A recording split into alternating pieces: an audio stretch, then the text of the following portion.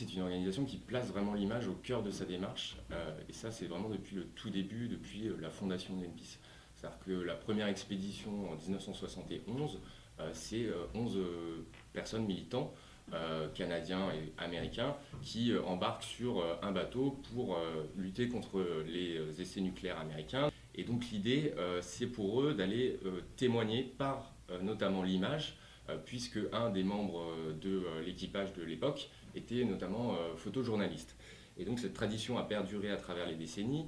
Donc un des rôles aussi de Greenpeace est de documenter les atteintes qui sont portées à l'environnement. Notre photo reste militante, faut pas se leurrer, on parle de photojournalisme, mais on reste une ONG de défense de l'environnement avec un réel engagement derrière.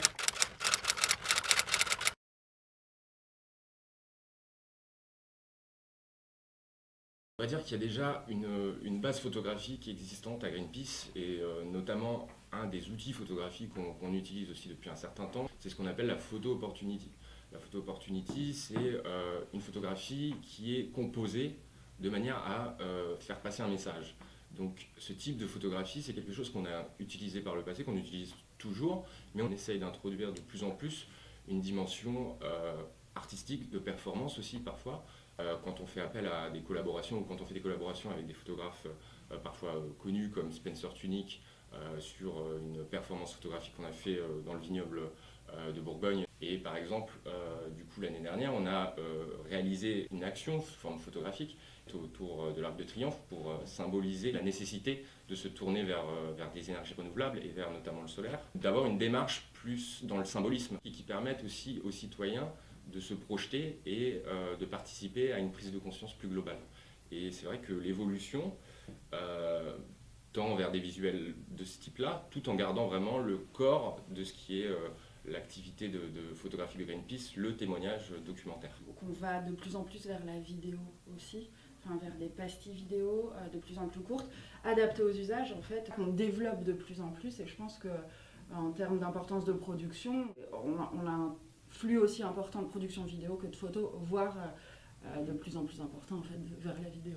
Dans certaines campagnes, on pourrait, et sur notamment l'utilisation avec Instagram, de travailler sur aussi l'implication des internautes, l'implication des citoyens à travers le médium photographique, donc de les inviter aussi à partager leurs photos. C'est ce qui a été par exemple le cas pour une campagne sur les océans, où on invitait vraiment les internautes à se projeter, à nous montrer quelle était pour eux leur symbolique de l'océan, et à partager sur un compte dédié qui s'appelle People of the Oceans, et de partager leur propre vision de l'océan. Donc il y a aussi ce travail d'implication des citoyens dans le témoignage.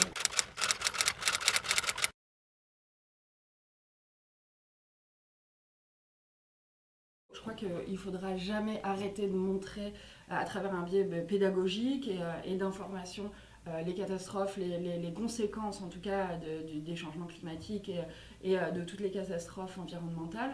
On aura toujours cette partie-là et c'est une nécessité parce que nous on est concernés, si vous voulez, enfin, dans des communautés plutôt sensibilisées. On a déjà entendu parler de ces questions-là, mais je pense qu'il y a encore un panel des différentes sociétés qui n'en a pas connaissance, ne serait-ce qu'avant d'en avoir conscience, c'est juste connaissance. Mais nous, on travaille quand même de plus en plus, et globalement, à travers nos campagnes, à travers toutes les lignes de communication, à s'orienter vraiment vers les propositions de solutions, vers les autres alternatives, à partir du moment où on n'est pas sur le catastrophisme, mais aussi montrer qu'il y a des gens qui bougent, qu'on peut faire, qu'on peut agir.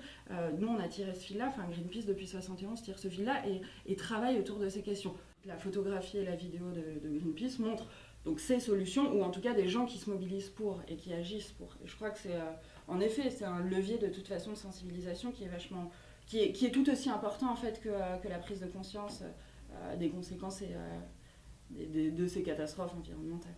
Pour mobiliser les gens, il faut absolument avoir ce côté humain. À un moment donné, le succès aussi est lié à l'authenticité de ce qu'on peut transmettre par l'image et par ces témoignages-là. Et nous, on montre que c'est possible.